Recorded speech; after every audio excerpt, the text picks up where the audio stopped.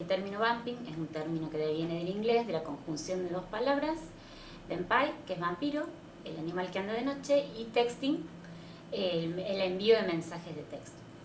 Este término se empieza a utilizar como en el 2016, no está dentro de la clasificación de enfermedades, ni dentro del DSM, ni del CIE aún, pero es un término que, bueno, que se está utilizando mucho, está siendo muy estudiado por los efectos. Cuando hablamos de vamping, nos referimos a ese hábito que tienen los adolescentes, digo así, y ya voy a explicar por qué, de quedarse hasta altas horas de la noche con un celular o en alguna red social o un videojuego, una pantalla, ¿sí? Puede ser el televisor, las películas, las series.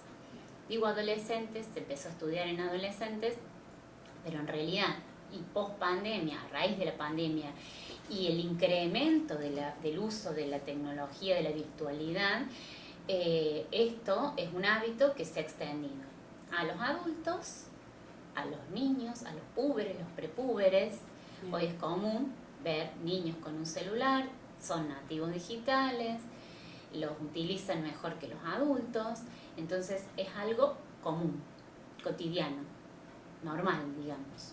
Esto produce consecuencias a nivel cognitivo, de persona, conductual, ¿sí? Físico. Entonces, a ver, si lo pensamos desde lo conductual, desde la personalidad, produce irritabilidad, ansiedad, estrés. Desde lo físico, desgano, fatiga en lo cognitivo, fatiga mental, desatención, por ende bajo rendimiento laboral, escolar, ¿sí? ¿De dónde viene todo esto? Pensemos. El mente y cuerpo son una unidad, pero a veces no funcionan como tal. No estoy diciendo que estemos disociados, pero sí que a veces el cuerpo necesita algo que la mente no se lo da o viceversa. Entonces, naturalmente el ciclo corporal implica que 2 horas antes de irse a dormir, el cerebro empieza a segregar una hormona que es la melatonina, es la inductora del sueño. Esto aparece naturalmente, normalmente, propio del cansancio del día, del desgaste de lo cotidiano, la disminución de la luz solar, la tranquilidad, empezar a bajar revoluciones, cuando uno llega a casa se desconecta de un montón de cosas, entonces ahí se empieza a segregar la melatonina. Si yo o cualquiera utiliza una pantalla, esto se inhibe. ¿Por qué? Porque las pantallas tienen destellos luminosos, luces azules, que activan nuestras neuronas, sobre todo en la zona cortical y subcortical.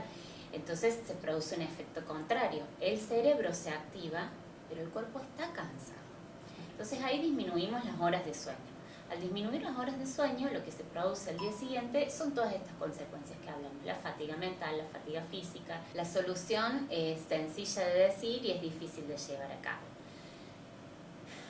Si lo primero tenemos que pensar en que la educación atraviesa todo. ¿Dónde empieza la educación? En casa. La escuela subsidia esta educación, acompaña. Entonces, como dice el dicho, hay que predicar con el ejemplo y en casa poder hacer acuerdos, establecer límites sobre el uso racional, pero sobre todo contando con lo más importante, que es la información. Si yo cuento con información, tengo un argumento, tengo un por qué digo esto o acordamos esto y un para qué, es más fácil poder incorporar esto.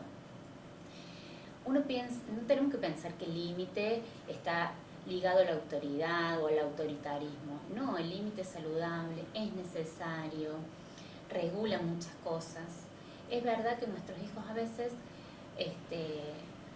les cuestan estos límites, pero tenemos que pensarlo desde nosotros mismos. Nosotros adultos tenemos que establecer estos límites, cumplirlos y hacerlos cumplir al resto, ¿no? Con acuerdos. También otra cosa que es importante, propiciar el ámbito saludable para que el sueño aparezca.